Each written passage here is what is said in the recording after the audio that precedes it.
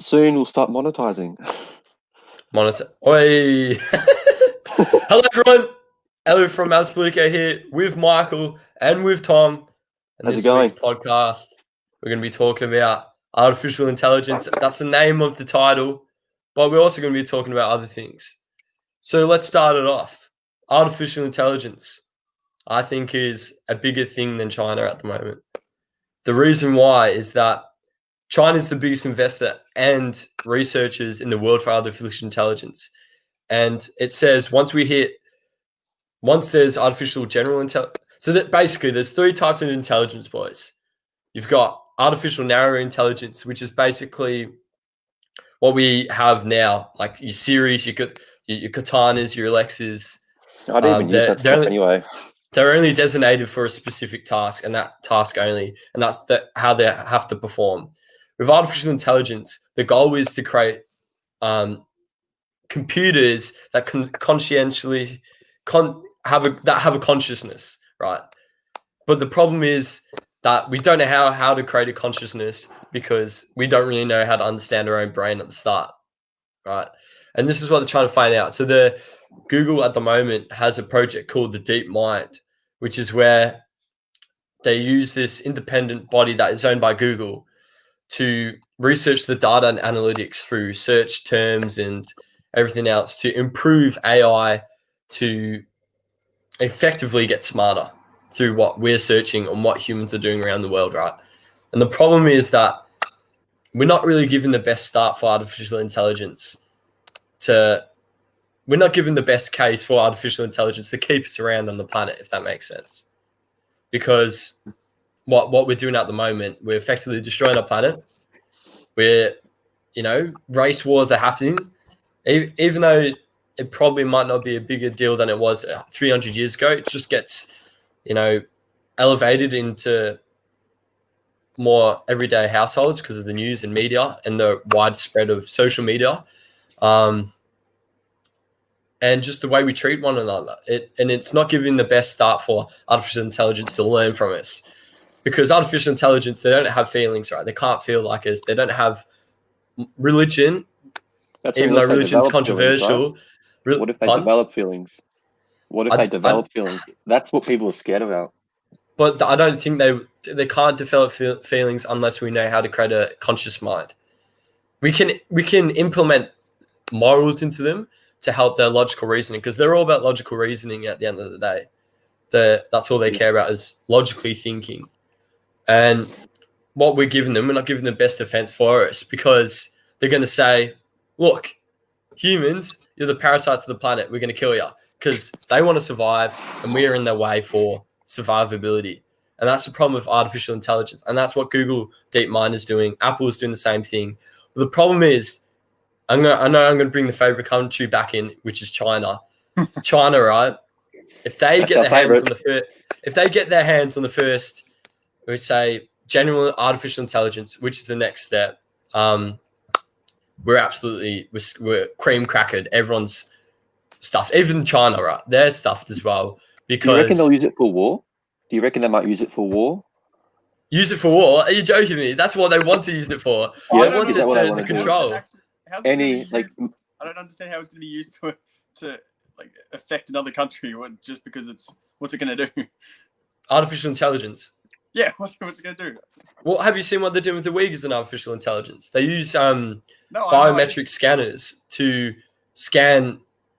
Basically, I've been researching. There's a thing in America at the moment called SecurityNet or something like that. It's where they can monitor people, and it's used artificial intelligence where they develop up certain characteristics on certain people that they think might be at risk, for example, being a school shooter, and they'll be able to predict if they're going to become a school shooter or not, and then arrest that person. So, you know that movie with Will Smith in it, the one where they have those three weird things that predict the future and predict crimes.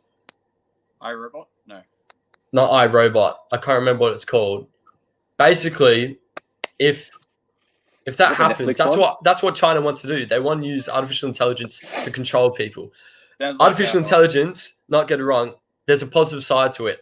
But like with all things, humans want to make money off it, and they want to militarize it, and the people in power don't really care about the people at the bottom. And especially with China, they don't give a shit about their bloody citizens. They're using them as test guinea pigs, right? How are they going to use it against us? Because they're not going to have access to our CCTV or.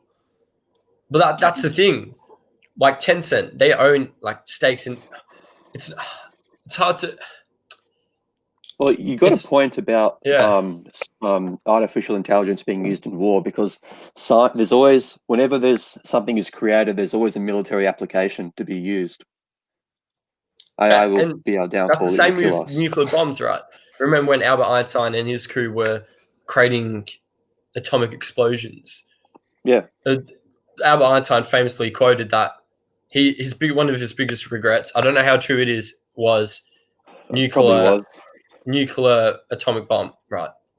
The thing is that artificial intelligence, for the actual general populace, the people that actually want to make it with good ethics and good morals, they won't get to it.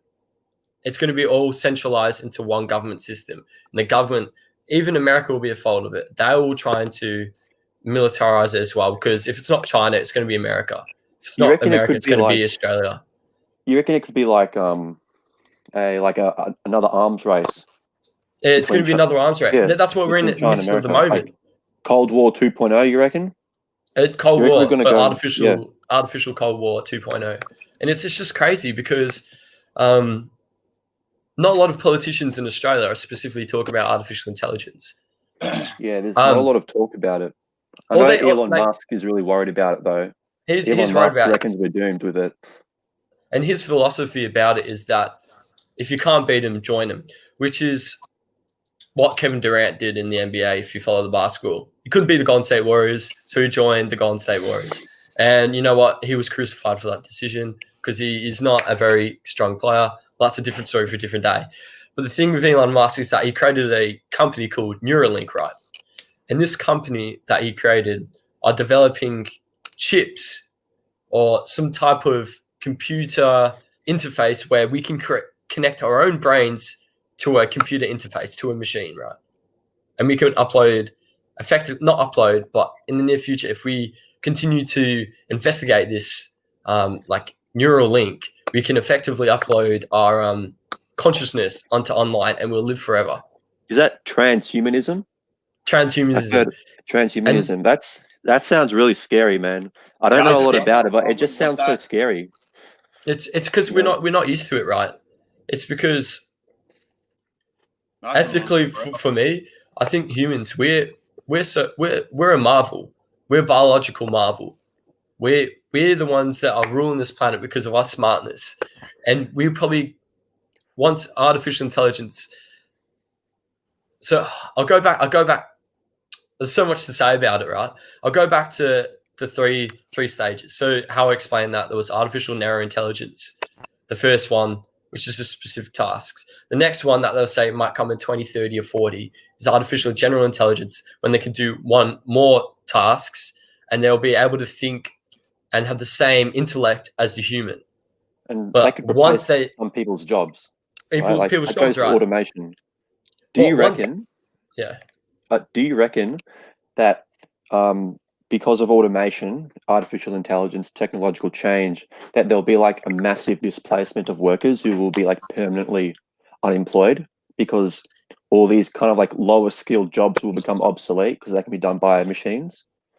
Because that's what people like Andrew Yang reckon. Andrew Yang reckons that because of that, that's why we need something like UBI. What do you reckon? We can. Well, with all technological advances, right? We're always worrying about jobs, but people don't think about sometimes that there will be jobs coming out of technological advancements. Yeah, like create new opportunities. New opportunities. Like 10 years ago, there weren't any influencers, and now there's influencers. Like, you know how it goes. But the people that will get most affected by advancement of artificial intelligence and AI aren't the top blokes at the top. It's the people that are the cogs of every country. It's the truck drivers. It's the store assistants at retail shops. It's the everyday people that are trying to make a living for themselves and just want to be normal.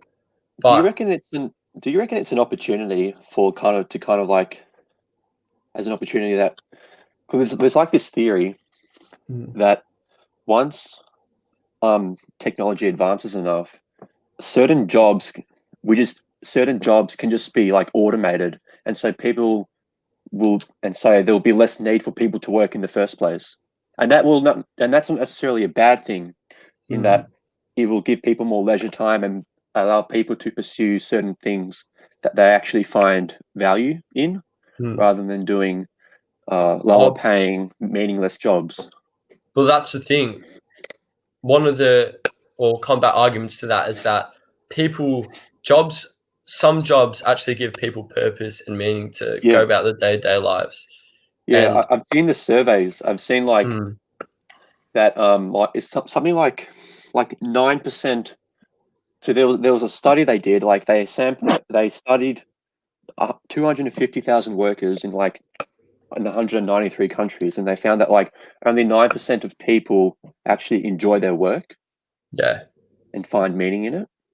Wow. And that's the thing. That's the problem with technological advances is that we as humans. This is my opinion. We as humans, we haven't figured out how to love ourselves properly and how to find meanings through our own self-worth, right? And some people find that through jobs. And once those jobs aren't there with artificial intelligence, then they won't have a clue how to carry on because they don't know how to carry on in life. Because at the end of the day, no matter how harsh this might sound, it's all down to the person. We're going back to artificial intelligence, not philosophy. Basically, once general intelligence gets institutionalized around the world, around about 2040, they say, it will get to a point where artificial intelligence will just link up together. They'll learn from each other, and it will get to the point where it's artificial superintelligence. Where I clipped a video of Ben Goertzel, a AI technician and researcher from a London Real interview, and he was talking about a technological singularity, which is basically meaning, if you don't know what it is when robots or artificial intelligence get so smart that they can think of, five Nobel Peace Prizes in like a second worth of work. So they're considerably so much smarter that we won't be able to comprehend how smart they are. It's like we won't even know if they've imprisoned us or not, if that makes sense. We'll be like, how tigers, they don't realize that we put them in a cage. You know what I mean? Yeah. Like we have far superior intelligence. They don't realize that they're in their habitat in Melbourne Zoo is just enclosed. That will happen to us with artificial intelligence if it gets to that point. I know it's crazy to think about. We won't even realize that we're stuck in a box. No, like we're probably we don't know if we're stuck in a box now, but we don't know. That's the thing. The creators of it would have to make like a fail-safe or something. But that's the thing. We're putting all our hands and dedication to these creators. It will be so because humans are so easily corrupted. You need like some type of, hopefully there's some type of independent body that will be able to monitor this. And hopefully creators think about fail-safe. But the Ben Goertzel dude I saw an interview, his philosophy is to decentralize it and make artificial intelligence run by people in independent bodies instead of the government, because he knows the government are going to use it for their own malicious needs. No matter how good they look at from the surface, deep down, they're going to be spying on people. They're going to be using it to predict crimes, even though people might actually not commit those crimes. The people more at risk, they'll be chucked into jail. People won't be able to get home loans because they're not good citizens because they're being monitored 24/7.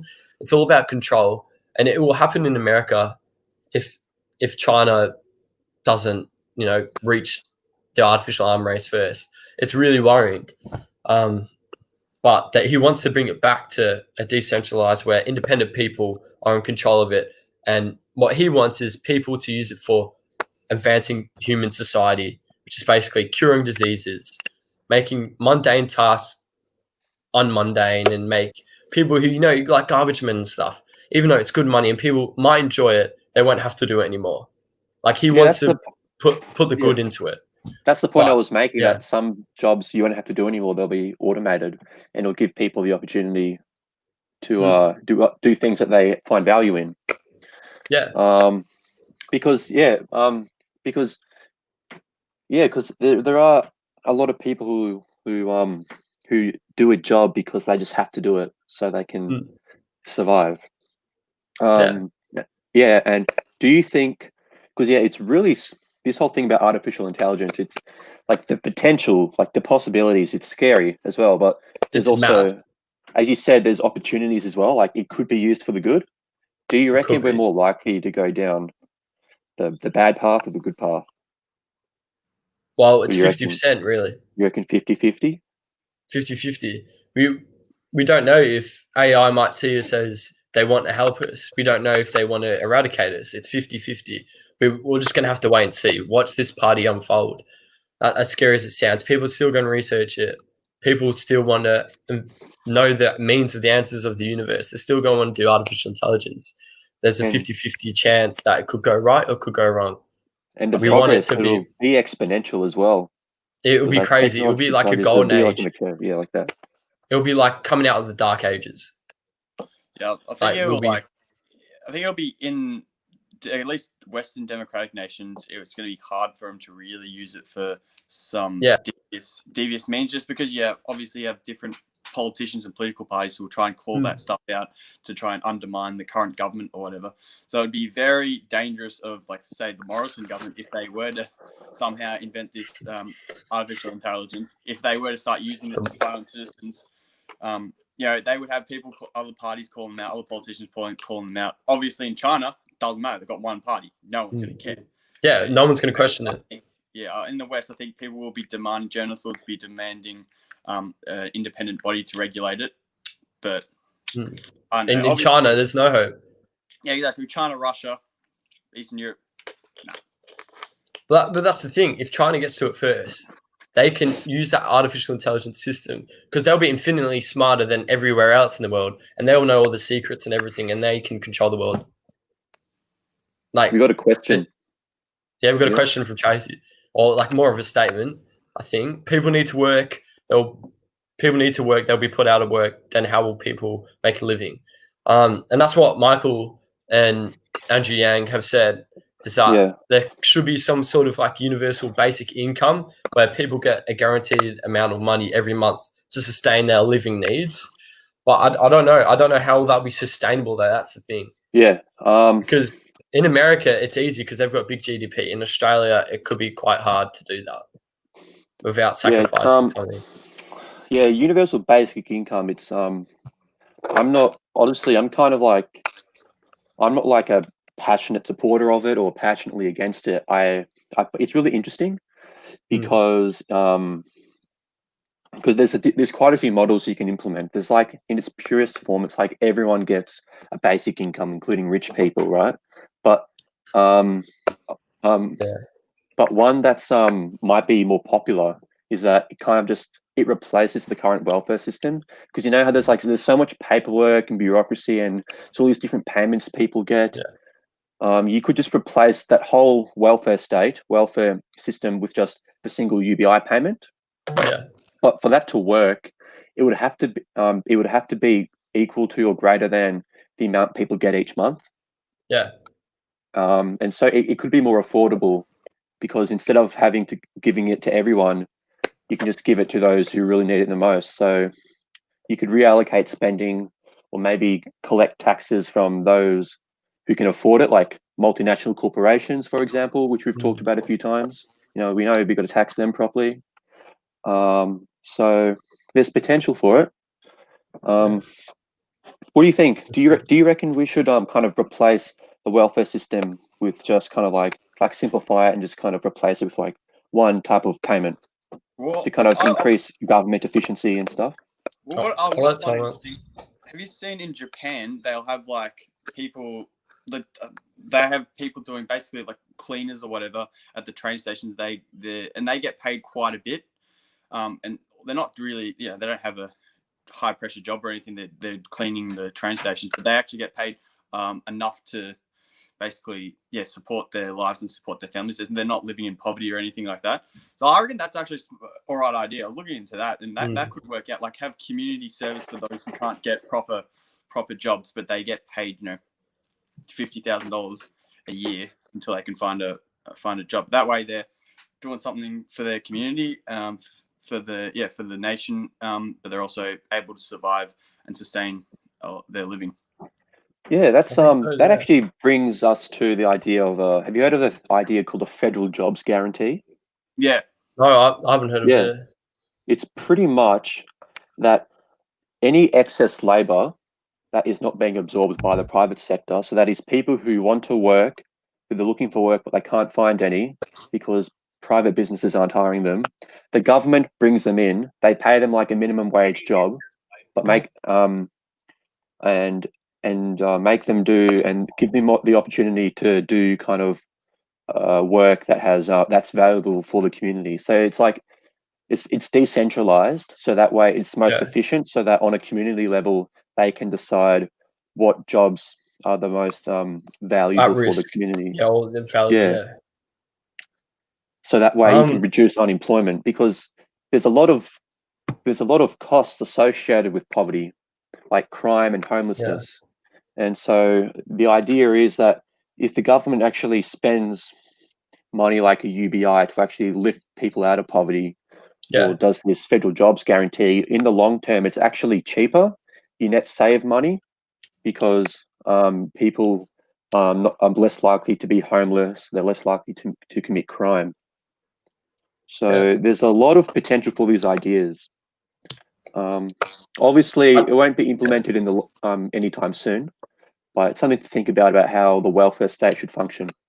Yeah, and I think that's a good point you two put forward, is that we probably do need to figure out. And I know when it comes around to election time, they're always talking about, especially Liberals, are always talking about how to get money from these welfare bludgers, that they like to use all the time, but they don't figure out how to actually solve these problems properly, actually get their hands dirty and figure out more creative ways to solve it. And like a universal basic income, for example, could be one of the ways, one of the multitude of ways. But then it all links back to artificial intelligence, because then if they like automation and all that picks up, right, then we can figure out how to we just figure out how to solve these issues, especially homelessness, especially people out of work. But yeah, what do you boys think? Well, like I was saying before, in Japan, how they've got this, like everyone gets a high minimum wage for basic jobs to the community. Japan's a highly automated society. Like you see over there, looks like it's 20 years in the future compared to us. A lot of their stuff is automated. Yet they still, like I said, they still have people working and they make a livable wage. So it can work, but they just need to balance it out, because at the same time, when all of a sudden everyone's earning a lot of money, it'll increase the cost of living, which I mean, you can see that in Melbourne and stuff. Like Australia has one of the highest minimum wages in the world, but we also have the highest living standards. Cost of living is also very high. So I reckon there's a lot of I reckon there's a lot of factors though that contribute to the cost of living, like housing, for example. That's not really to do with minimum wage. That's rather to do with kind of our immigration intake and certain tax incentives for people who invest in property, and our energy sector, which is mainly because we have such an outdated kind of energy grid. But also, I want to add that I think welfare generally is a net stimulus to the economy, because when you raise the wages of the poorest people, they have a higher propensity to spend. So in layman's terms, it just means that for an extra dollar you give to a poor person, they're much more likely to spend it to cover their basic needs rather than a rich person. And so that has like a stimulus effect, has like the multiplier effect of that is that once they spend that consumption will actually, the effect of that consumption will flow through various sectors of the economy. Because, for example, if you go buy a coffee at a cafe, you're not that affects more than just the cafe itself, because what you're doing, the profit, some of that profit will go to the worker, and with those profits, with that money the worker earns, they will then spend it somewhere else, and so on. Yeah. So it has this multiplier effect. Yeah. which is an economics term. Yeah. But yeah, it's just it does need some. There needs to be some creative thought there with all governments around the world, more specifically Australia. But getting back to artificial intelligence, it's a juicy topic. I love talking about it. It's just it's such a rabbit hole. It's so much information with it. Because we're using artificial intelligence right now. Google search is artificial intelligence. It's got an algorithm to it. It's got a thinking behind it. It can predict things. It can do its specific tasks very well, and it's learning from us. The thing is that it comes back to data. How safe is our data? People don't realize that data is very valuable to people that pay a high price for it. And I'm going to go on a bit of a rant here, and this is specifically catered to people that go, why would they ban TikTok? Well, I don't post anything that the government wants to see. That's not the point, right? Oh, we got a comment from Callum Barker actually. Where's Jay the flop? Oh, I think Jay is an interesting character, but we're going to bring him on. I think again. We have to. He's got some good points, but he just needs to explain them a bit better. That's just my opinion. He's got a lot of information. I just think he needs to calm it down and like figure out how to communicate his ideas better, because then people understand it. But some of the stuff he's saying with legalization and some economic plans, he does say he's not interesting. He's just an idiot. Well, yeah, that could be said. Who knows? But he's clearly done his research. I mean, he's done research about stuff. Regardless if the research is reliable sources. Inconclusive. I mean, he has plenty to say. He has plenty to say. He has plenty to say. But yeah, Callum Barker, he's an enigma. He might be an idiot. He might not. He might be the smartest man we know. He might be the dumbest man. Who knows? Only time will tell. He's going to be a policy advisor as well for one of the parties. He's a policy advisor now. Yeah, for one of the small parties in Queensland. Legalization of weed in Queensland. Also, policy advisor for energy policy. Energy what? Yeah. he's gonna use THC to fuel Queensland. But going back to the data thing, it's that people that say that Facebook and Google, they already have our data, they're already tracking us. Why is TikTok such a big thing? It's not that TikTok's such a big thing. It's that you're putting all these, like Instagram, you're putting videos of your day-to-day lives, that these artificial intelligence machines, for example, in China, will be able to use to pinpoint what they're going to predict what you're going to do. They're going to control what you're going to do. For example, if you like to search up Alex Jones and watch Alex Jones, might put you on like a red list to say he might be successful to, he bought llamas. Violent. What did he buy? He bought some llamas. Alex Jones. Jones, he bought llamas. Why did he buy llamas? He put them in his studio. He said they're the secret weapon. If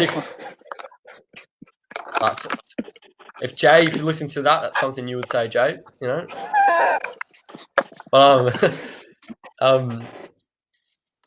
All jokes aside, but yeah, it's like our data is so powerful. If it gets put into the wrong hands, for example, China and their backdooring with TikTok, anything that Tencent owns.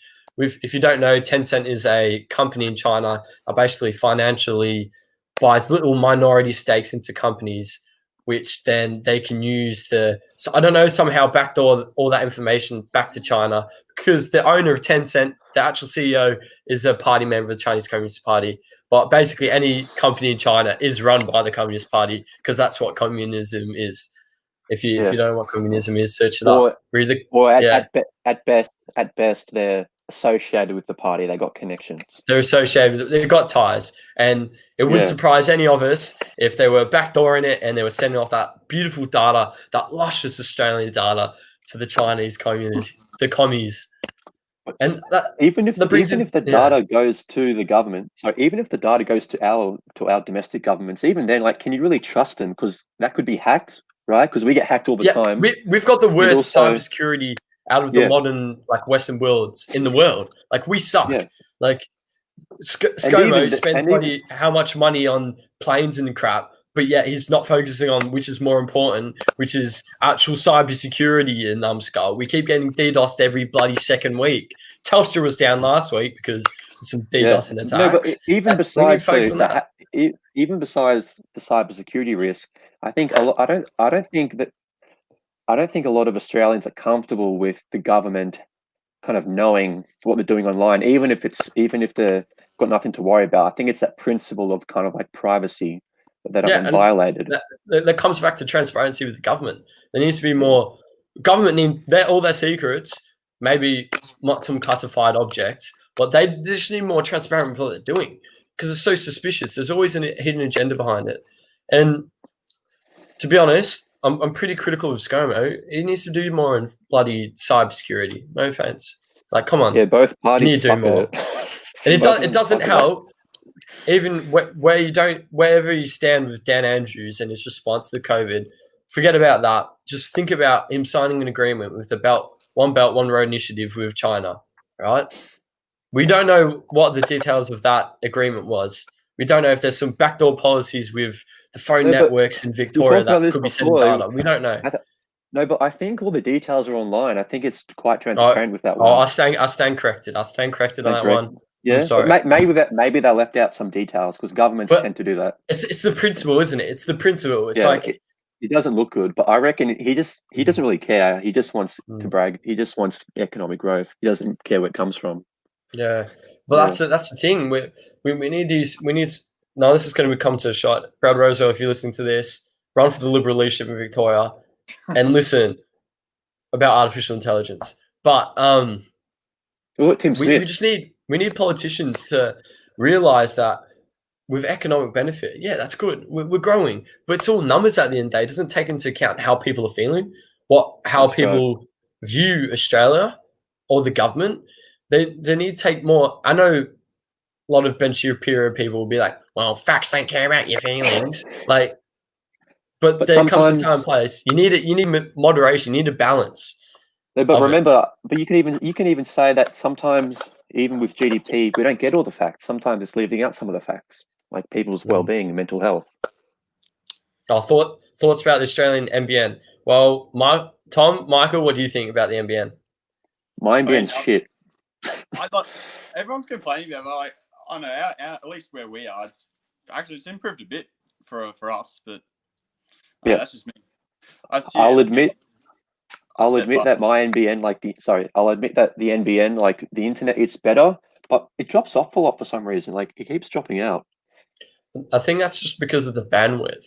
If you have more traffic on it, it's not gonna. Even though it's high speed, it depends on how big the fibers is. So you've got like a lot of people going through it. Like stuff. Tom, is your house connected to the fiber, or is it fiber to the node?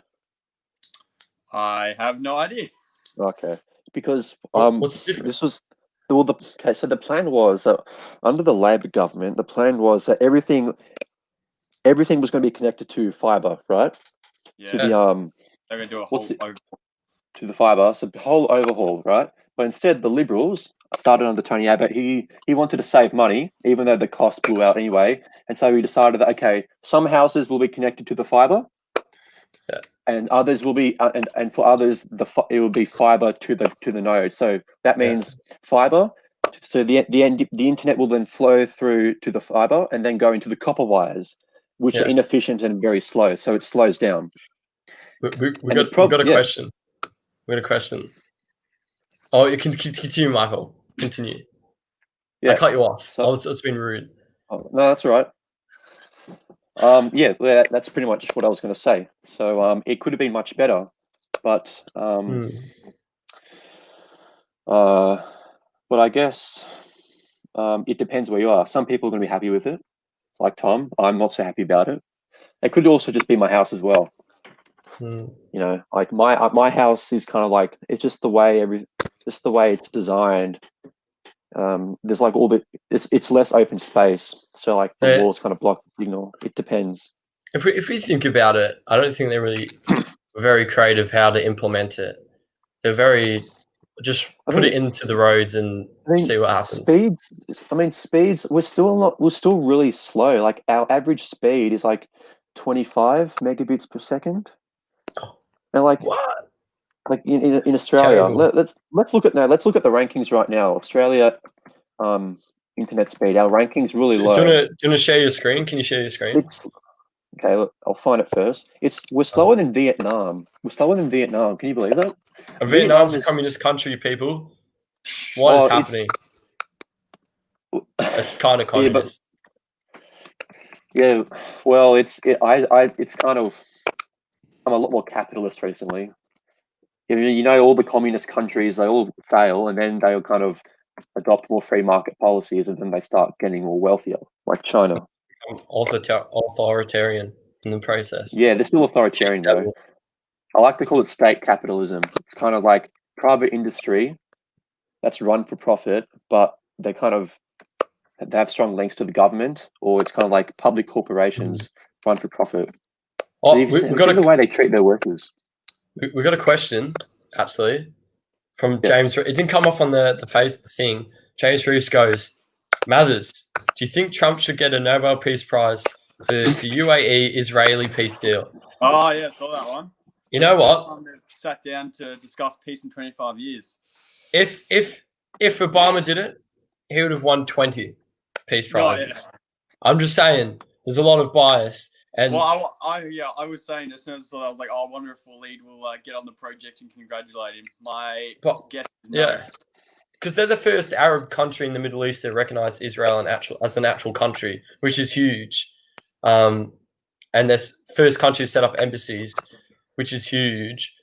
But the thing is, I think Trump didn't negotiate it, but he helped the negotiations, and he was there as a moderator, for example. Well, it's like not really. Like basically, any time there's really a peace conference or any mediation between two nations, the president of America has never actually. It's not like he's sitting down there just like getting all this paperwork and mediating between them two. He's like they've always been a part of it, but I mean they're never as big as the media makes them out to be in these talks. But yeah, like you said, if it was Obama, everyone it'd be much bigger news. Yeah, everyone. If it was Obama that did that deal, we wouldn't hear the end of it. He would be the second coming of Jesus Christ, literally. Like, I'm not gonna. I'm just not putting it bluntly. I reckon neither Obama nor Trump deserve a Nobel Peace Prize because I don't think any politicians deserve. I think it should be the people that actually try and make a difference. We still have all the wars happening overseas as well. So you can't say Obama dropped like 20,000 bombs on children in like Syria. 90% civilian death rate. 90% civilian death rate. And these people praise him like it's silly. But either way, if you're a Trump person or not, it was a huge deal. Because the thing with Israel that I don't get is that we can't really deny the fact that they're a state. We're going to have to accept that they're a state. And because some of the terms of agreements and conditions in that actual agreement is saying that they will hold back on annexing some of Palestine's land, which is a bit like crazy. Like, shouldn't they already think that they shouldn't do that? But like, if making deals with United Arab Emirates is going to stop them from causing havoc to Palestinians, then any deal is better than nothing at the end of the day. Well, realistically, though, like over the last 50 years, Israel has offered Palestine very generous deals in terms of splitting the state into 50% each, with like splitting Jerusalem in half. So the half Israel gets half Jerusalem, then Palestine gets. But they just Palestine's always just said no, it's all Palestinian land. So I just think it's big. It's big that this has finally happened. But I don't know. I don't like because if you look at the history, it's just always the Arab countries in the area and Palestine just teamed up to try and invade Israel, and then they've lost land and then just cried victim when it's really like, well, you guys have been offered. They've been offered very generous peace deals beforehand, but you just refuse it and then just call them oppressors when you lose the war. Well, Yeah, I could agree with you there, Larry, but like at the same time, we got to think about the Palestinians' point of view. Because imagine we're living in Australia, and then next thing you know, New Zealand goes, "Oh, we're coming here and setting up a new state." Like, I would be pretty mad.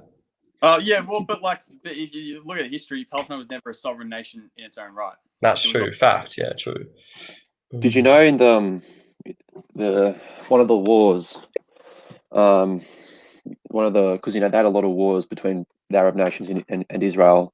It might have been the 7 Day War. It was one of those wars in the 50s or 60s or maybe 70s, where when Israel won, they actually annexed more Palestinian land. Yeah. And so they've technically it's illegal what they've done, annexing that additional land. Do you think it should be given back to the Palestinians, or not? If they make a peace, like if they both make a deal to promise to stop hostilities against each other, then sure. But historically, Palestine has just denied every peace treaty because they believe that all of the land should be Palestinian, and they refuse to let Israel have any of it. That's what's historically been done. So, Israel should give back the land which they've historically annexed, but Palestine just won't accept. Yeah, I don't know enough about this. I probably should know more. I probably should do some more research about it. But there are some because I know that I know like Hamas, they're like in their constitution. It's like they want to kind of kill all Jewish people and destroy Israel. Yeah, it's leading with hate. Yeah, but also, I know a lot of people are critical of Israel's treatment of Palestinians, especially on the ground between the civilians and the troops. And that some people, I don't know if this is true, I'm just providing a different perspective here, but some people reckon that the current Israeli government, Benjamin Netanyahu, is actually not even interested at all with and he pieced it with Palestine, that he's a far right person who's very nationalist and wants as much land as possible. So yeah, I don't know how that's not going to work, is it? It's kind of like, it seems like both sides are pretty bad. They're both pretty crappy to each other, and so they don't make it easier for each other.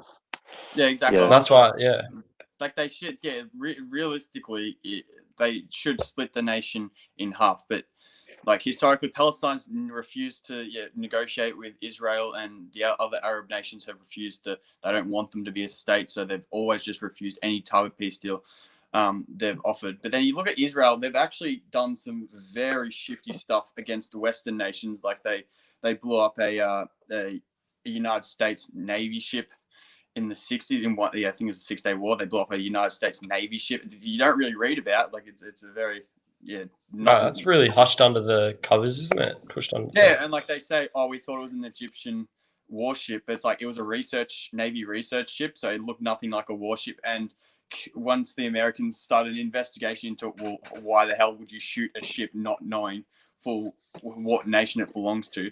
They apparently lost the communication between the jet fighters and the headquarters, or the Air Force base in which was giving them the commands. They just lost the audio just like a minute before they blew it up. So there's some very, and then if you search up the Lavon affair, that is very shifty. There's the Israeli foreign minister at the time planned to blow up an English and American embassy in Egypt to try and spark a war between the West and Egypt, and it basically came to light, and he was, I'm not even sure he was jailed, but he was obviously taken out of office. But like, and you see this stuff which has come to the surface and is known, and then you wonder, well, what else has Israel actually done in order to try and spark that's very true intervention in the Middle East? But there was continue with that, Tom, is that there was some footage of what's his name. So the explosion in Beirut, right? I'm going to get the tinfoil hats on. Get ready for it. The Israeli Prime Minister in United Nations in 2018 was pointing to a the harbor in Beirut where the explosion actually happened, said we will attack. These are where missiles are being stored. I'll try and find it. I'll find out the video. But what do you guys think about that? Do you think Israel could have had some, sneaky hands in there? Mossad could have been, putting throwing their weight around in explosions? What do you reckon?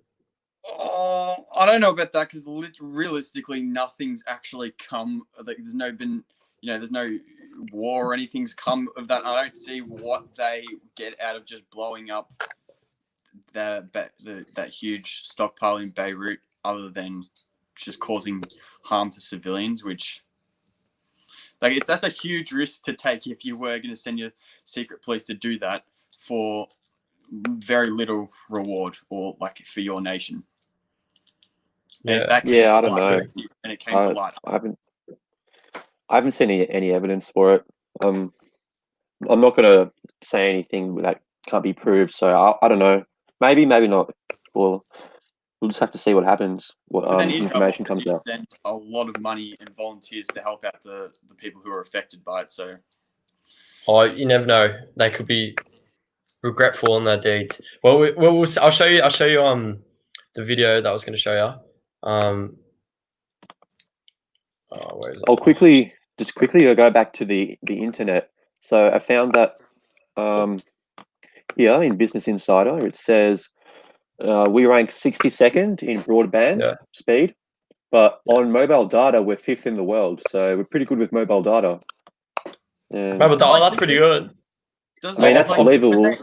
When they rank us with their with that, are they taking regional areas as well? Because obviously, center of Australia isn't going to have that great connection, or regional areas aren't going to have that great connection. So are they just averaging out every?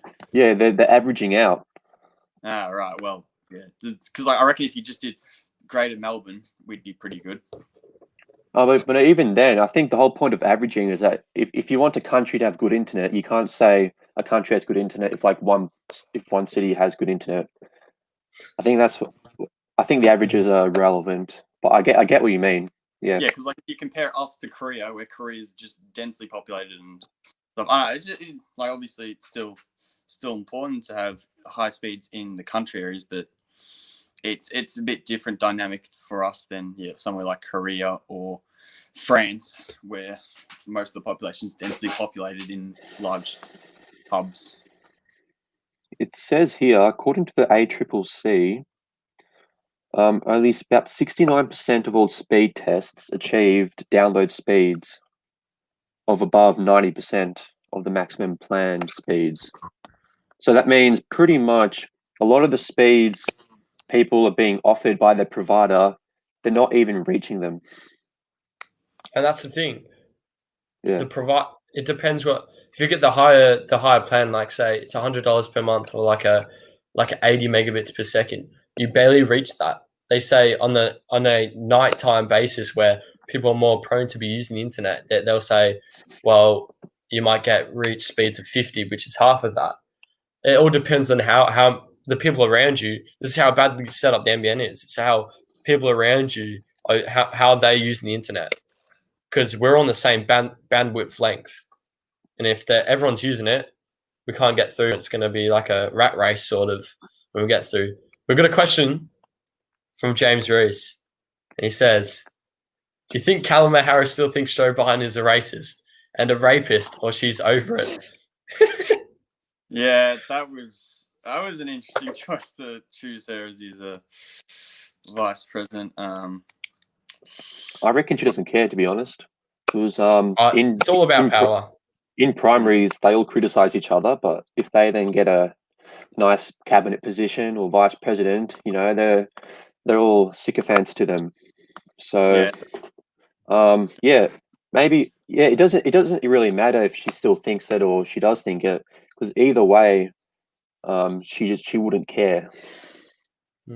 She wouldn't care. She's in that position. She knows that Joe Biden's not mentally capable of being the president.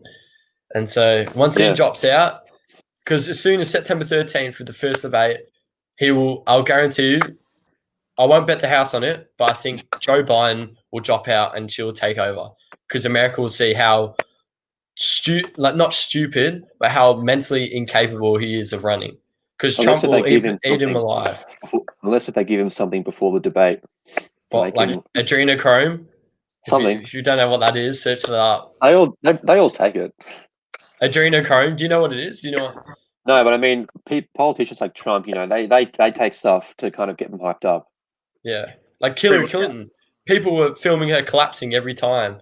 When she's coming off when she's going around the country doing all her speeches and everything, she gets into the limousine and she's collapsing. Like, obviously she wasn't fit. I don't know how Donald Trump. I don't know. To be honest, you got to give it. No, I'm not going to be tooting Trump's horn, but you got to admit the amount of stress-induced things that have been placed on Trump, and he's still doing the job. Right, you got to give it to him. Yeah. Well, he's stopping crap from everywhere. I'll just go back to the Kamala Harris thing. This is what I don't like is like these people who have these beliefs and whatever where they're not going to budge. Like, this is something I can't budge on this issue or whatever. Like, everyone's saying 3 years ago, a lot of these higher ranking Democratic politicians are saying, like, believe all women. If a politician is accused of sexual misconduct, he shouldn't even be in power, period. Then these same people, when Joe Biden's accused of all this, they're going, hey, I wouldn't know. It's the hypocrisy. It's the double standards. She's probably lying about it to ruin his career. And it's like, well, at least choose. You have to be constant. You have to either, anytime a politician is accused of rape, like Trump was initially, or misconduct, you got it. And then you're saying this cannot stand. He cannot be in office. Any politicians who is accused of sexual misconduct, they have to go. You have to keep that same energy, even when it's someone on your side. And I don't like it. It's just hypocritical, and I like it, Tom. Voice those opinions. It's just annoying. That's the thing with Kamala Harris. People that support the Black Lives Matter and will probably see her as just a virtue signal of saying, well, she's a black woman, I must vote for the Democrats. Right? That's what they put her in there for. She's the one that's she's incarcerated more black people under the pot rules, even though the majority of the supporters of Black Lives Matter want to legalize weed and they want to stop the simple incarceration. She's incarcerated more people on pot charges than a lot of other attorneys. In 2014, she even laughed about legalizing weed. Yeah, it's like this is again, the hypocrisy is like, Trump obviously made those comments grabbed by the pussy in like 20 years ago, and which is inappropriate or whatever. And then these same, and like, he apologized, and people's like, nah, I refuse to believe someone can change their mind about something like that. And then Kamala Harris 5 years ago is joking about legalizing meat, and I already see people like, oh, she's changed, she obviously doesn't think that now. It's like, oh my god, at least stay consistent. It's either, to be honest, people can change or they can't. And that's the thing. If Bernie Sanders got it right, I reckon he would have blown Trump out the water, because he's been staying consistent with his message for years. Yeah. But he's got a big base as well. He's got he's got like 30% of the Democratic base locked in. A lot of Bernie supporters, they don't like Biden. No, he's one of Bernie's advisors, Nina Turner, she said voting for Joe Biden is like eating half a bowl of shit. That's what she said. Talking about that, did you hear that Kanye West had a secret meeting with Jared Kushner, which is Ivanka Trump's husband? About we don't know what happened, but I do think there could be some ploy between Kanye West and the Trump to sway away a lot of the minority voters. He's got like 2% in the polls at the moment. He's got 2%. But whoever wins, I was just going to say, I think Biden's choice of getting Kamala Harris, choosing her as VP, as he said, he did it purposely because she's a black woman and they want to get the female vote and the black vote. It's like how Obama in 2008 chose Joe Biden as vice president because he was white and he wanted to get the white middle class vote. So there's a lot of identity politics used in politics. It's not. in It's not choosing these about people. policy, is it? It's not about policy. No, it's It's not. just about. They just, yeah. I mean, they just think, oh, look, she's black, she's a woman, vote for her. We like diversity, vote for us. We're good, aren't we? Even though she could have the worst policies, and not have the black community's interests at heart, like legalizing weed, because both of them, they're probably not going to legalize weed if they're in office. No. Yeah, it's like, it's the same thing like when Hillary was running for president. It was just it's time a woman was in the White House. It was basically her big thing. And yeah, it gets I just get so sick and tired of seeing people play this identity politics. Like, at least choose someone based on their policies and what they have accomplished in their career rather than who they are as a person. Like, I was watching this listening to this radio show. It was hosted by this African American conservative. He's like a surgeon, and he's basically Ben Carson. No, it wasn't Ben Carson. I forgot his name, but it was very funny because he's talking about how he was saying white privilege is a myth or whatever, and that he got to where he is through hard work and support of his parents. And then this was that the Uncle Tom documentary?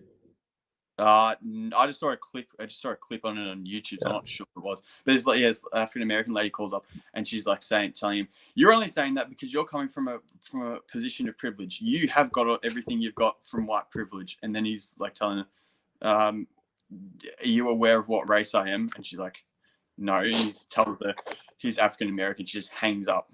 There's like, people just use identity politics and to attack people. Like, if you're not this, and this, then you can't talk about issues. It's just it's a bit silly. It wasn't even that big issue 3 years ago in the 2016 election, but now it's huge. Yeah. Because of everything that happened with George Floyd and the Breonna Taylor, and it's just the civil unrest in America, which unfortunately is traveling across the globe. It's doing circles. Because did you see that the city of Yarra is doing a Black Lives Matter memorial? They're spending $60,000 on a Black Lives. I'm not too sure for the Indigenous. Which, if you think about it logically, right? Think about both sides. It's good that we want to do something about it, right?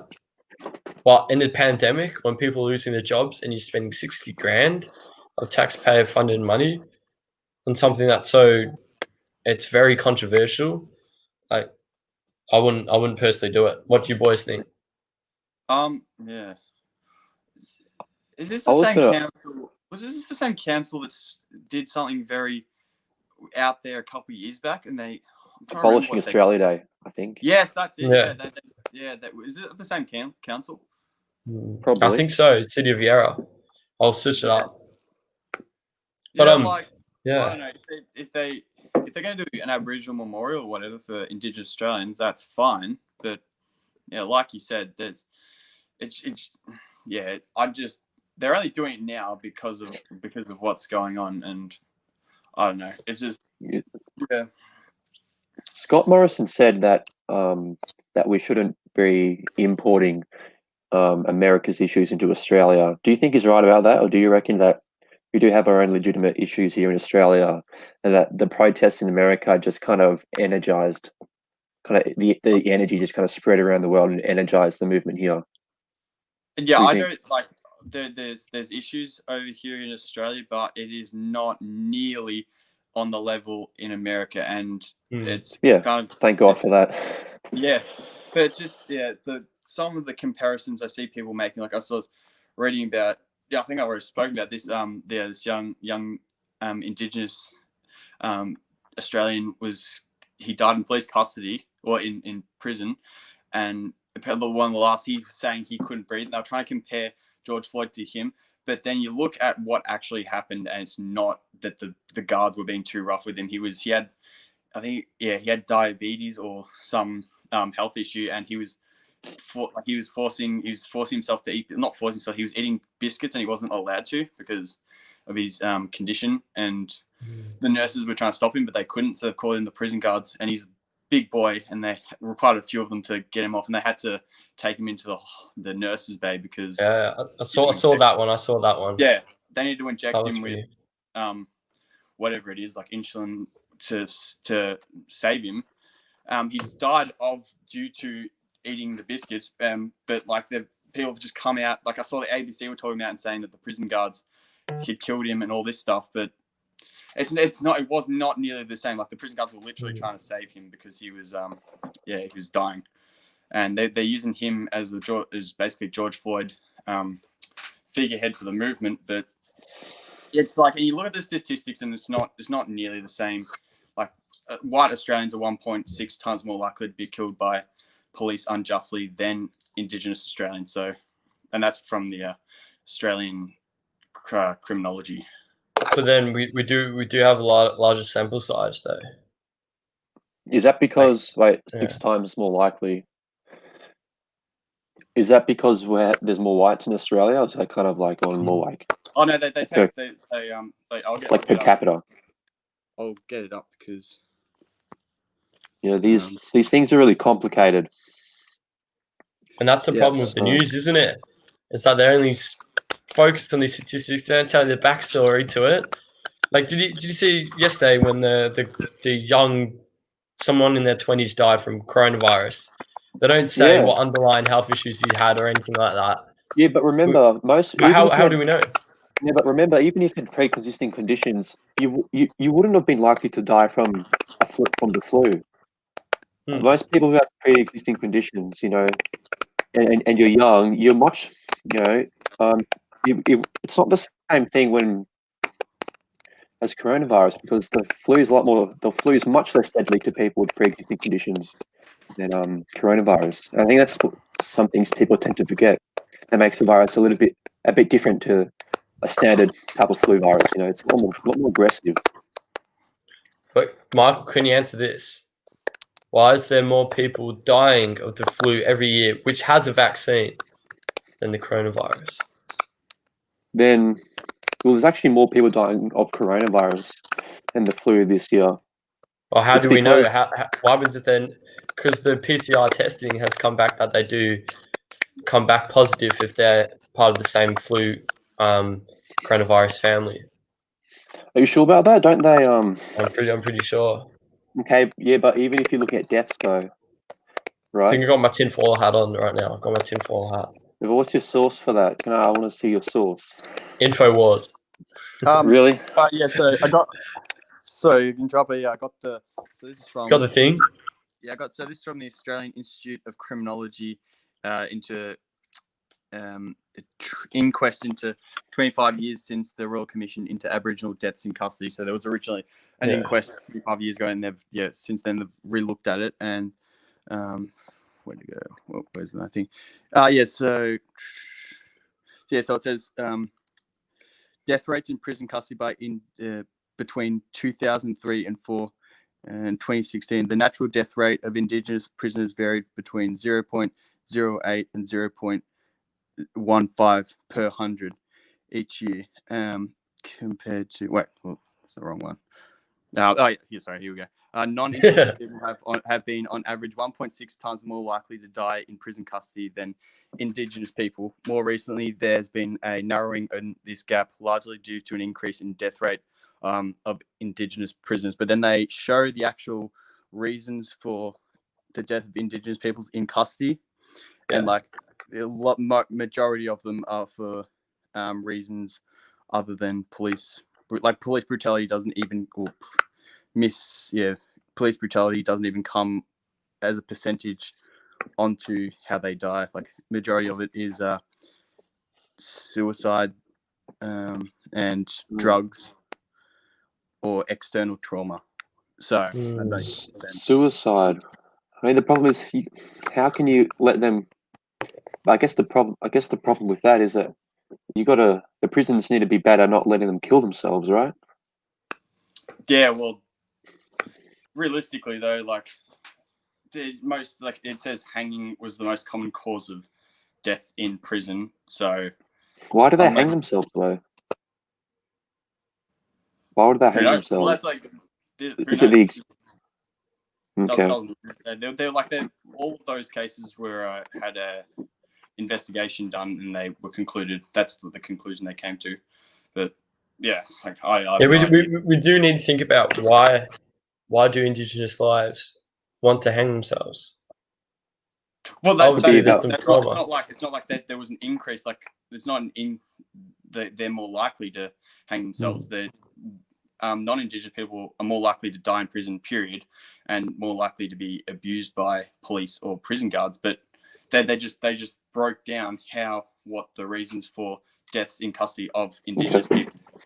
Right, interesting. It'll just be interesting to see why any person, Indigenous or non-Indigenous, why they'd want to commit suicide and try and solve that problem. Maybe the conditions in the prisons or something else. Yeah.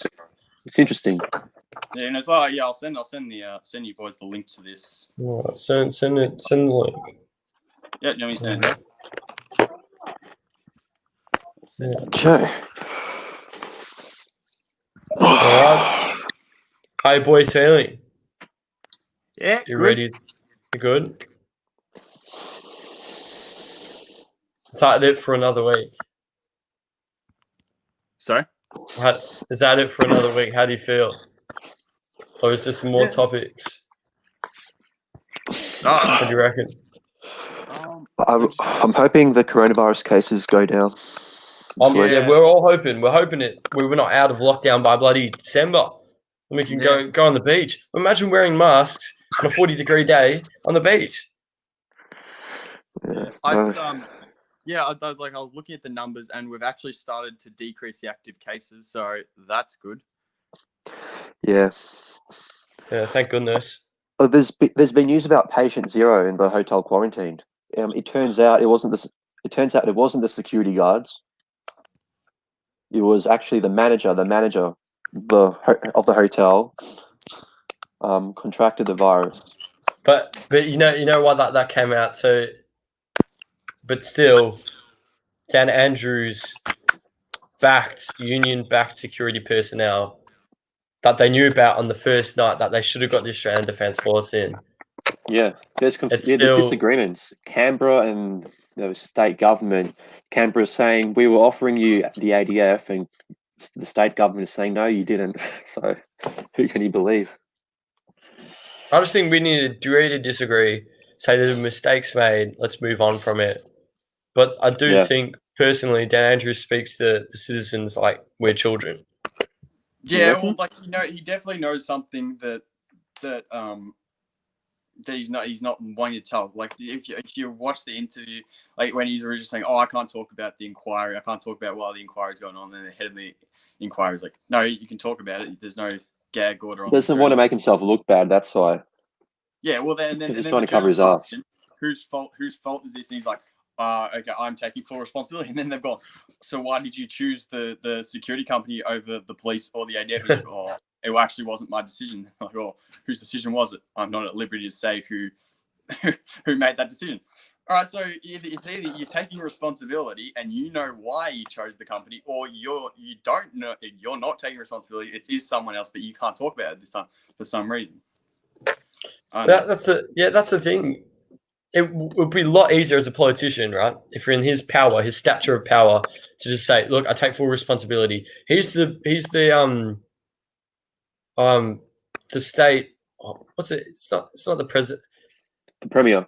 Premier. I just lost it for a little. I had a brain fade. He's the premier of the state. He overlooks all his cabinet personnel. He knows what's going on. They would have to run it through him first if they want to put through some policy ideas or anything of the sort with the security personnel.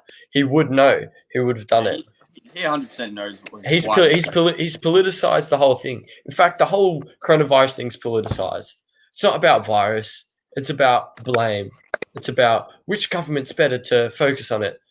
You know, it's like, and this comes back to the Liberal Party, actually, of Victoria. Are you serious? two candidates that they're putting forward if Mike O'Brien does get fired is Tim Smith, who sucks, He's a moron. and Matthew Guy, who led them to a state defeat in the last election. Are you kidding me? Put Brad Rosell forward. He's the one for the community.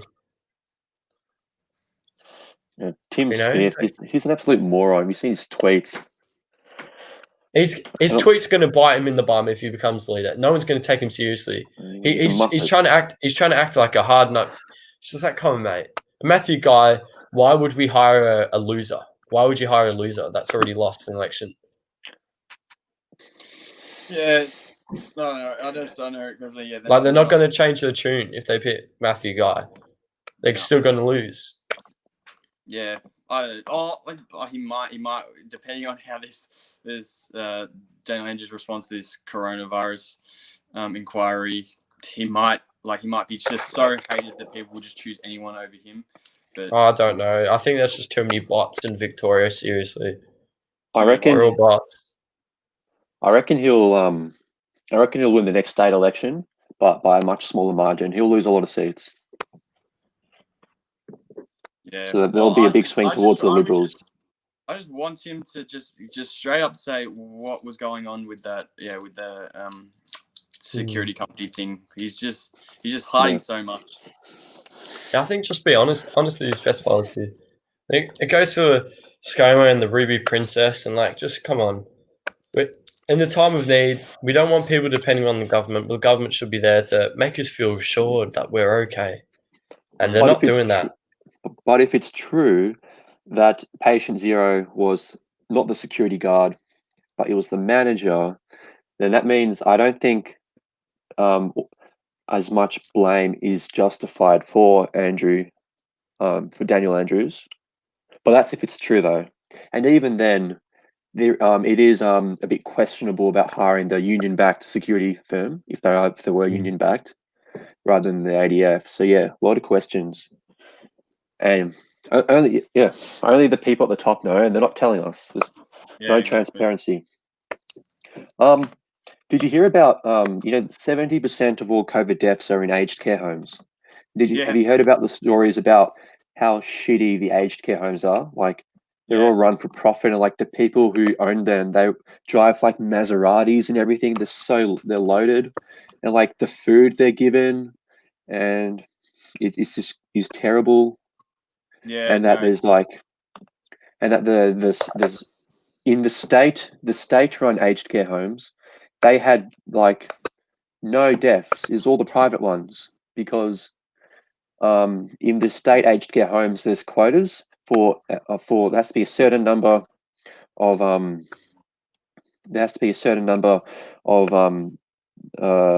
aged care residents per carer. So there's a quota of the number of carers. But with the private ones, they have much less carers because they want to hire less people so they can make more money. So it just seems like all these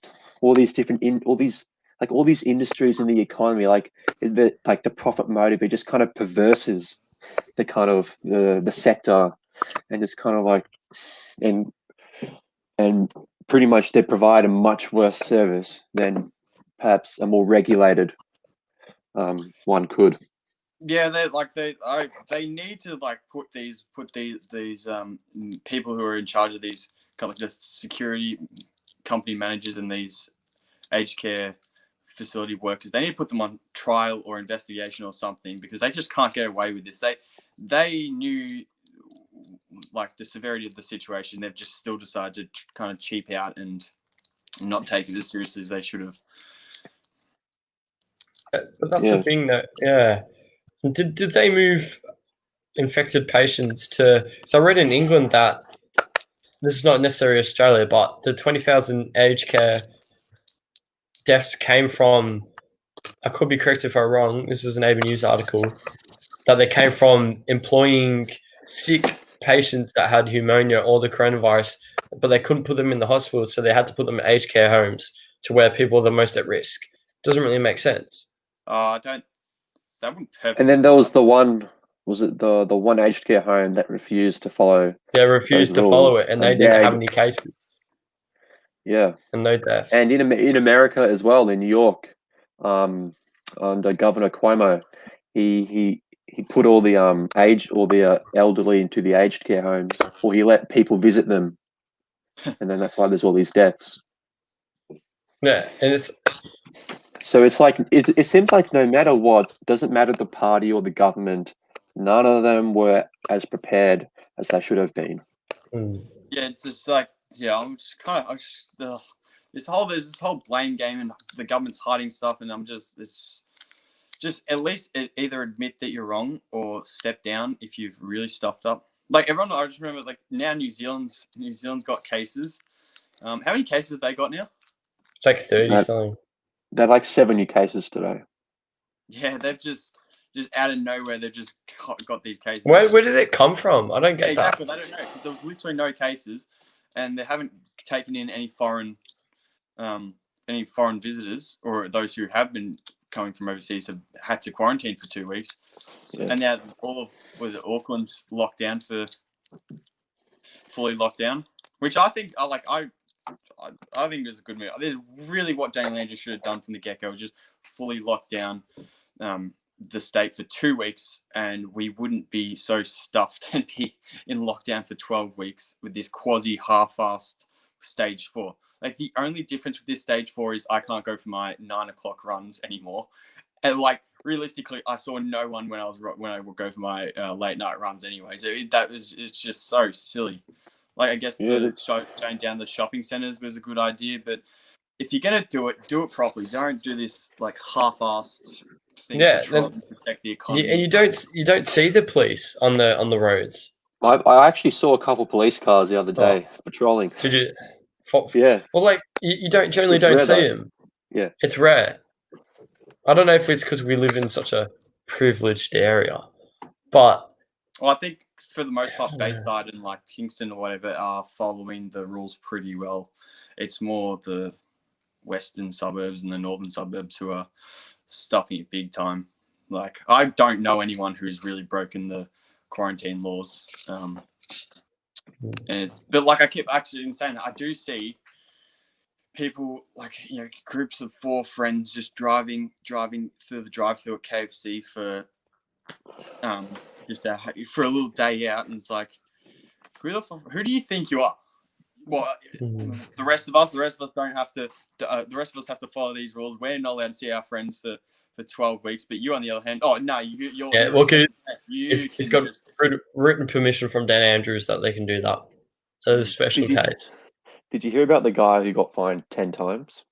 No. And he still I heard about that one. And there was this other guy, it might have been the same guy. He said that he doesn't wear a mask because he's immune to it. Oh my god. Oh. Well, what about the arrest of that woman that the other day? Did you see that one where everyone was talking about it? The one where she got like not thrown to the ground, but like was in a bit of a chokehold sort of situation. Did you see that one? Is this? Yeah, I don't know that one. Maybe it might have heard that. There's also a story. This was actually I read this in the SBS News. Police officers they smashed the window door, the window of the car to get the person out. Jeez. It seems like there's always been issues with excessive force with the police. Even though. Yeah, I was like, obviously the army's helping out at the moment, and there's a stage. I remember they were talking about there's a stage where the army is there to support police, but then after a certain point, once the government regulates it, it basically becomes like martial law, where the army's allowed to like just go into your house and just without any warrants or anything. Obviously, they're not allowed to do it now, but I'm not sure if that's stage 5 or at what point it swaps over. But yeah, it's basically like it happens during natural disasters and stuff, like during the flooding and floods in northern Queensland, or basically tornadoes, hurricanes and stuff like that. But they were telling us that it might happen. It could possibly happen if it gets bad enough. But I don't which could be scary because, yeah, like I'm just picturing the guys I know just being allowed, given all that permission to go into people's houses and arrest people. And cool, not good. Oh no, it's like we're run by a bunch of psychopaths, isn't it? In our country. Yep. Yeah, it's good old Rocky in the Is he a sergeant? Rocky, I don't think so. Can't doubt it. I remember I told him after school. He asked me. He told me he was keen to do it, and then I was like, "All right, well, you can email me and ask me about it." He never emailed me, so I don't know. Crazy times. Yeah. All right, do you wanna end it here, boys? Yeah, might end it here. Might have some dinner myself. So, yeah. All righty. Thank you, everyone, for coming in today. Spoke about artificial intelligence. We talked about Israel. We talked about Beirut. We talked about the woman getting choked hold and slammed on the ground in Victoria. We spoke about Dan Andrews. Automation. We spoke about China, our favorite country. UBI, Universal Basic Income. If you don't know what that is, search it. We talked about communism. Read the Communism Manifesto if you want. You might get some good ideas from that. Or you can read say that in jest. By Friedrich Engels. Das Kapital. Das Kapital. What's that? I think that's another book by Karl Marx. Das Kapital means the capital in German. He also has what's his other one? The Jewish Question. I read that one. What's the Jewish Question? That sounds a bit. Yeah, it's basically he blames Jewish people for all of the Western world's problems. Like he was Jewish though, wasn't he? He was born a Jew. Karl Marx. Who, Karl Marx? Yeah. Was he? Yeah, I think so. Yeah, but he was an atheist when he was. He got older. Yeah, so he wrote that book, which is ironic because Lenin was Jewish. So there you go. I guess they just obviously don't read all of Marx's stuff.